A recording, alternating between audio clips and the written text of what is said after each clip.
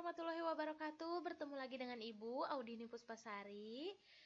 Kita pelajaran matematika lagi, masih dengan bab bilangan atau masih dengan materi bilangan. Kali ini kita masuk ke bagian 4 tentang pecahan. Sebelum kita mulai, alangkah lebih baiknya kalau kita berdoa dulu. Berdoa dimulai.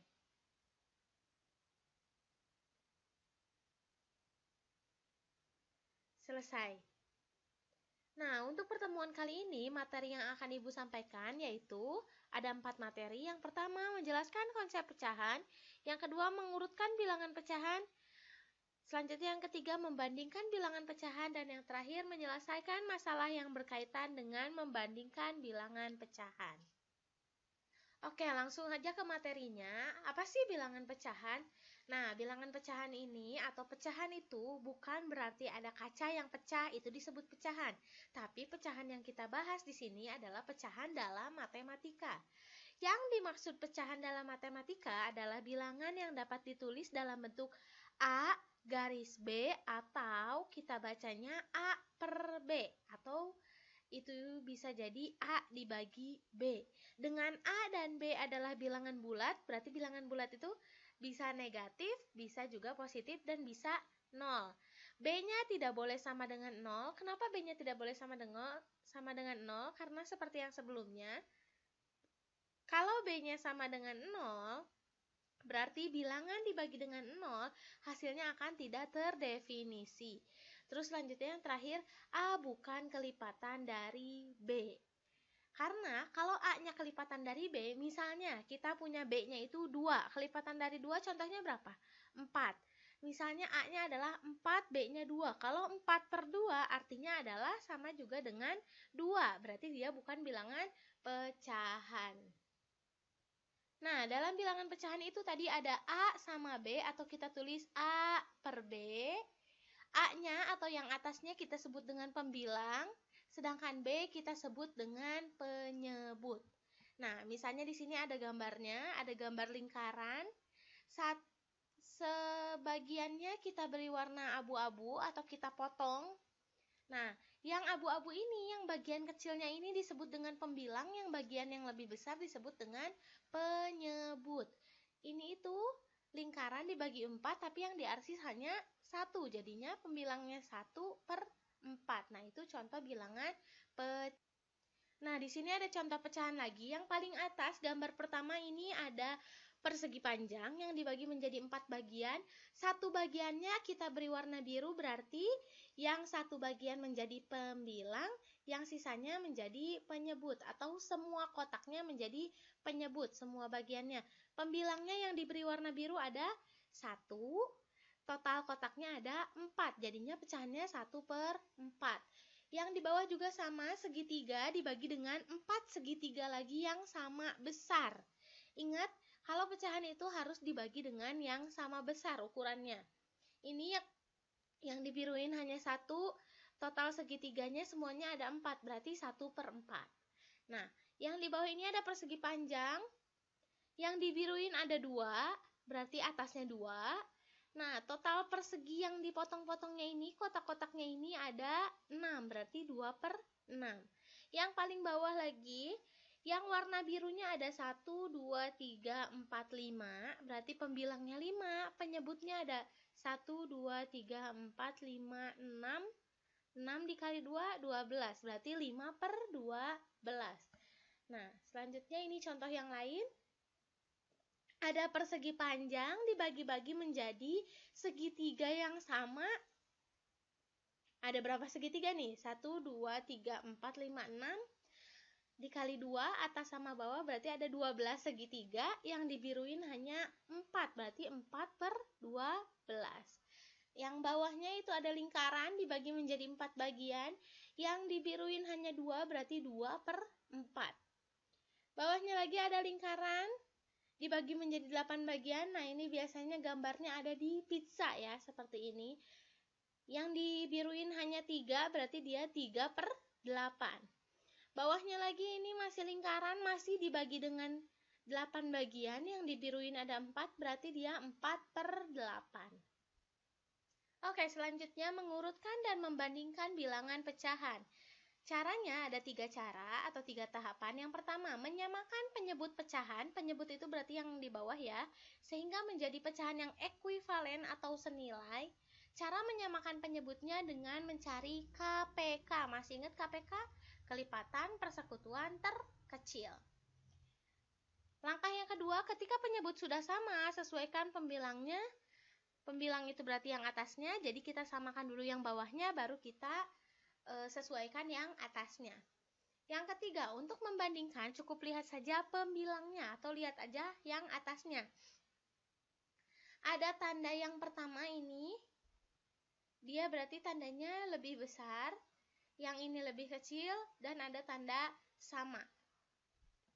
Nah, selanjutnya di sini Ibu ada contoh soalnya. Tentukan bilangan yang lebih besar antara 3/4 dengan 2/3. Tadi langkah yang pertama adalah menyamakan penyebut. Di sini penyebut itu berarti yang bawah. Penyebutnya ada 4 dan ada 3. Berarti kita cari KPK dari 4 dan 3. Cari KPK dari 4 dan 3. Nah, di sini ada tahapnya. Di sini Ibu pakai cara faktorisasi, terserah kalian mau pakai cara yang mana. Ibu pribadi lebih menyukai cara yang faktorisasi. Kalau kalian lebih paham cara pembagian, silakan pakai cara pembagian untuk mencari KPK-nya. Di sini Ibu contohkan menggunakan cara faktorisasi. KPK dari 4 bisa dipecah, dibagi dengan bilangan prima yang pertama, dibagi 2, sama dengan 2. Udah cukup 2 tidak bisa dibagi lagi karena 2 udah bilangan prima. Selanjutnya 3 tidak perlu dibuat pohon faktor karena 3 merupakan bilangan prima. Jadi nggak usah lagi nih dibagi-bagi kayak yang 4 ini nih. Nah, terus sekarang berarti 4 itu tadi berapa? 2 dikali 2 atau sama juga dengan 2 pangkat 2. Sedangkan yang 3 sama dengan 3. KPK dari 4 dan 3 adalah, masih ingat KPK harus diambil semuanya faktornya dan diambil pangkat yang lebih tinggi. Berarti ini ambil semua faktornya, 2 pangkat 2 sama 3. Berarti 2 pangkat 2 dikali 3, 2 pangkat 2 itu 4 dikali 3 berarti hasilnya 12. Berarti penyebutnya atau bawahnya kita ganti semuanya dengan 12. Nah, ini kita ganti semuanya dengan 12. Langkah yang kedua, sesuaikan pembilangnya. Caranya, KPK dibagi penyebut dikali pembilang. KPK itu tadi kan 12. 12 dibagi penyebutnya. 12 dibagi 4, 3. 3 dikali 3, 9. Terus selanjutnya yang ini 12 dibagi 3, 4. 4 dikali 2, 8. Udah jadi 9/12 dan 8/12. Selanjutnya langkah yang ketiga, lihat pembilangnya. Pembilangnya itu yang di atas. 9 sama 8 lebih besar mana? Lebih besar 9. Makanya tandanya adalah lebih besar.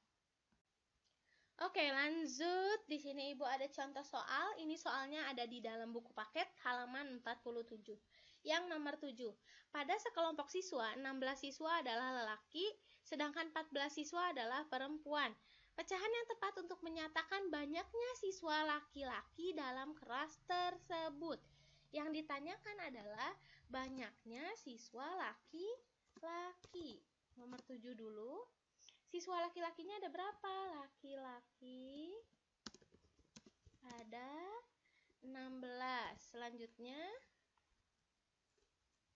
ini nomornya kita hapus saja ya. Perempuan itu ada 14. Yang ditanyakan adalah pecahan yang menyatakan banyaknya siswa laki-laki. Pecahan yang menyatakan siswa laki-laki dalam kelas. Nah, yang menyatakan siswa laki-laki dalam kelas artinya adalah siswa laki-laki dibagi, Ibu kasih per aja ya, biar gampang, dibagi total siswa. Nah, berarti siswa laki-lakinya ada berapa di kelasnya? Siswa laki-lakinya ada 16. Selanjutnya total siswanya ada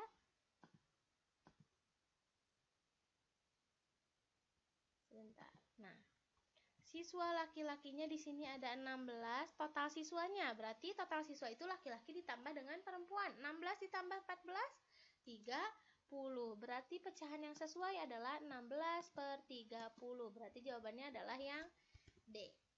Oke. Nah, selanjutnya untuk yang nomor 8. Pada gambar berikut yang menyatakan arsiran 2 per 3 adalah menyatakan arsiran atau pecahan, berarti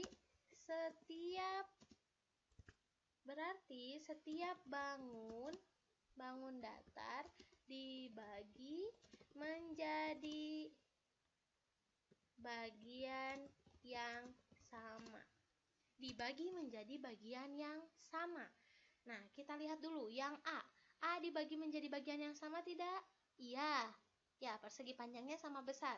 Yang B, segitiganya tidak sama besar. Berarti yang B salah. C salah. D salah. Yang E benar. Jawabannya berarti tadi antara A dan E. Kita tulis dulu ya. B, C, D salah. Nah, maka antara A dan E.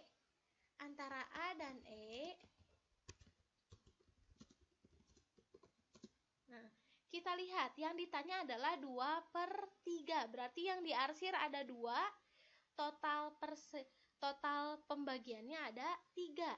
Yang A diarsir ada 2, tapi ternyata di sini ada 5 bagian.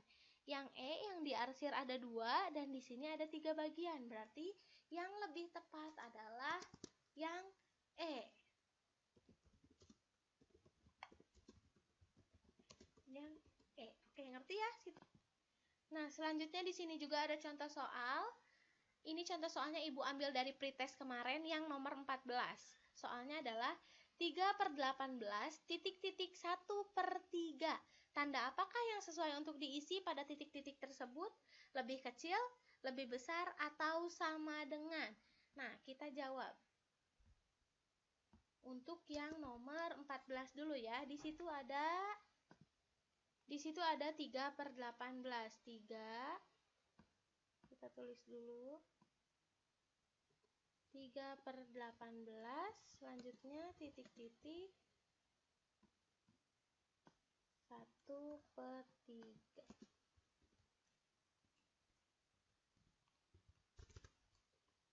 Atasnya 1. Nah, kalau ada kayak gini, berarti kita harus apakan dulu tadi caranya?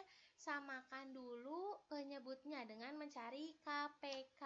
Nah, cari KPK-nya. Coba kalian cari dulu KPK-nya. Di sini Ibu contohkan mencari KPK-nya dengan cara metode sederhana. KPK dengan metode sederhana. Kenapa Ibu pilih dengan metode sederhana? Karena ini angkanya yang 118, yang 13. Jadi lumayan agak gampang karena ada angka 3. Kita mulai dari kelipatan 3 dulu. Kelipatan 3 berarti 3, 6, 9, 12, 15, 18, 21, 24, dan seterusnya. Kelipatan 18. 18 tambah 18, 36, tambah lagi 18, 54, dan seterusnya. Nah, kita lihat angka yang samanya berapa? Ada angka 18. Ibu kasih warna merah biar jelas. Maka KPK-nya adalah 18. KPK 18 dan 3 adalah 18. Kalau KPK-nya udah tahu 18, coba kita copy lagi. Nah, berarti di sini Ibu samakan dulu menjadi 18. Yang ini atasnya kita hapus dulu. 18. Penyebutnya sudah sama, berarti kita tinggal sesuaikan pembilangnya. Tadi gimana caranya? KPK dibagi penyebut dikali pembilang. 18 dibagi 18, 1 kali 3 berarti di sini 3. 18 bagi 3, 6. 6 kali 1 di sini berarti 6. Setelah itu kita lihat penyebutnya. Kita lihat pembilangnya atau kita lihat yang atasnya. Ada 3 dan ada 6. Yang mana tandanya? Tandanya adalah lebih kecil, yaitu 3 lebih kecil daripada 6. Nah, kemarin yang jawab lebih kecil berarti jawabannya benar. Sekarang yang bawahnya, ini Ibu ambil dari soal pada buku paket halaman 48 nomor 1. Dengan menggunakan tanda sama dengan, lebih dari atau kurang dari, bandingkan pecahan-pecahan berikut. Ibu kasih contohnya yang B-nya saja ya, 1/10 dibagi 1/100 titik-titik 1/10 titik-titik 1/100. Kita ganti dulu 1/10 1/100. Oke, kalau kayak gini sama seperti tadi, kita cari KPK dengan metode apa kalian maunya? Ibu sekarang pakai metode sederhana lagi. Yang pertama, kenapa Ibu ambil metode sederhana? Karena ini angkanya 10 ya, gampang kelipatan 0 itu. Terus di sini Ibu kan contohinnya pakai laptop gitu ya, jadi harus diketik dan harus yang gampang untuk diketik. Kalau misalnya Ibu contohin pakai metode faktorisasi, enaknya langsung ditulis. Metode pembagian juga enaknya langsung ditulis, tapi kembali lagi ke kalian bisanya pakai metode yang mana, terserah kalian. Nah, kita mulai dari kelipatan 10. Berapa aja kelipatan 10? 10, 20, 30, 40, 50, 60, 70, 80, 90, 100, 110, dan seterusnya. Kelipatan 100, 100, 200, 300, dan seterusnya. Nah, ada angka yang sama yaitu adalah 100. Berarti KPK-nya adalah 100.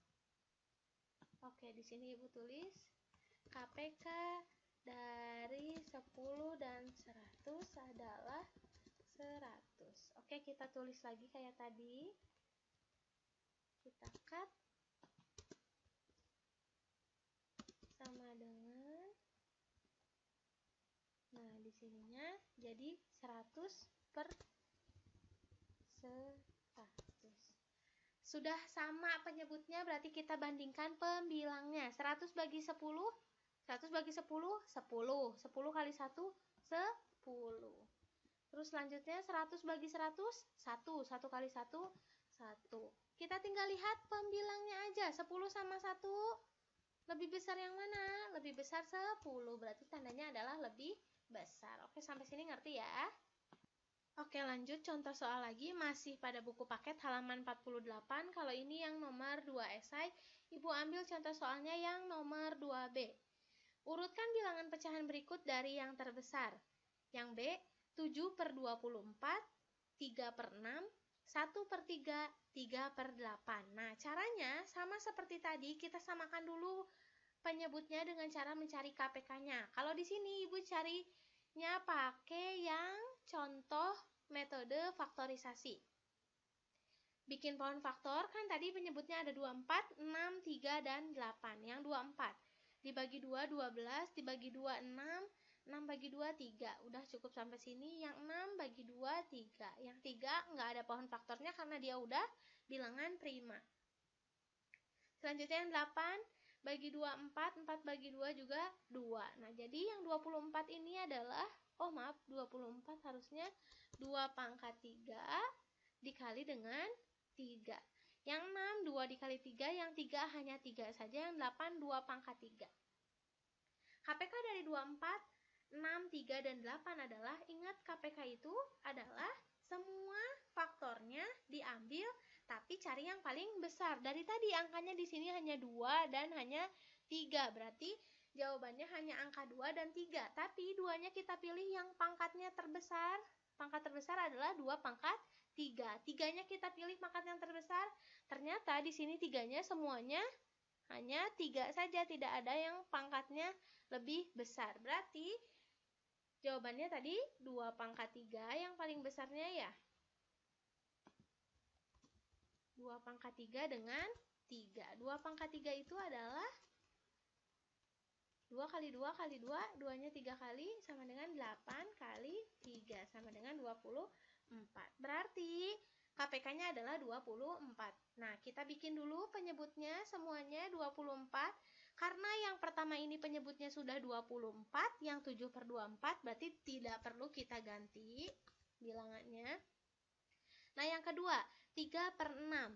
Penyebutnya kita ganti dengan 24. Cara cari pembilangnya, KPK dibagi penyebut dikali pembilang. 24 bagi 6, 4 kali 3, 12. Selanjutnya yang 1 per 3. Bawahnya kita ganti dengan 24. 24 bagi 3, 8. 8 kali 1 tetap 8. Yang ini yang 28, bawahnya kita ganti dengan 24. 24 bagi 8, 3. 3 kali 3, 9. Nah, kita udah dapat semuanya dalam bentuk per 24. Yang ditanya adalah urutkan bilangan pecahan berikut dari yang terbesar. Berarti kita tinggal lihat dari pembilangnya saja. Di sini pembilangnya ada 7, 12, 8, 9. Yang lebih besar mana? Yang lebih besar adalah 12. 12 ini adalah 3 per 6. 12 ini adalah 3 per 6. Selanjutnya, setelah 12 ada 3 per 8, yaitu adalah 9 per 24. Selanjutnya ada 1 per 3. Dan yang terakhir ada 7 per 24. Nah, ini urutannya dari yang paling besar.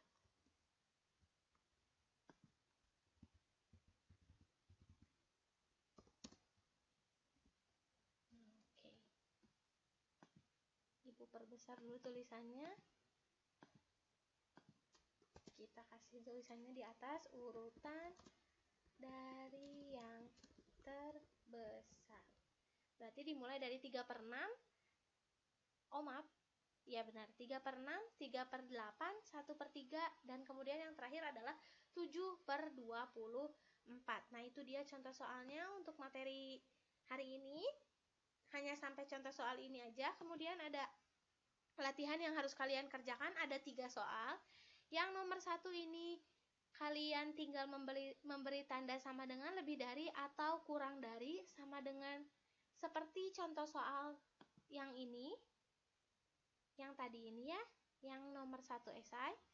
Kemudian untuk soal latihan yang nomor 2 dan 3, urutkan bilangan pecahan berikut dari yang terbesar, seperti contoh yang tadi terakhir Ibu kasih, yang ini.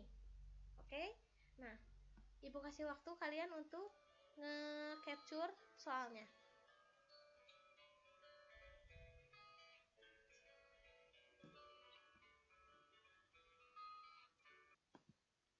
Oke, kalau nanti sudah dijawab, jawabnya di buku tulis, harus pakai soal dan pakai caranya. Untuk caranya, kalian boleh untuk mencari KPK-nya boleh memakai metode sederhana, metode faktorisasi, atau metode pembagian bersusun. Terserah kalian, menurut kalian cara yang paling mudah yang mana. Nanti hasilnya kalian fotokan ya hasilnya. Kalian pegang bukunya dan kalian foto sambil memakai seragam lengkap seperti tugas pada pertemuan sebelumnya yang pertemuan 3 ya. Kalian pakai seragam lengkapnya yang rapi, bajunya dimasukin ke dalam celana atau ke dalam roknya. Nah, selanjutnya tugasnya dikirimkan ke Google Classroom pada tugas kelas dengan judul pertemuan 5. Oke, paham ya? Jadi segitu aja materi dari Ibu hari ini. Silakan buat anak-anak, selamat mengerjakan and see you.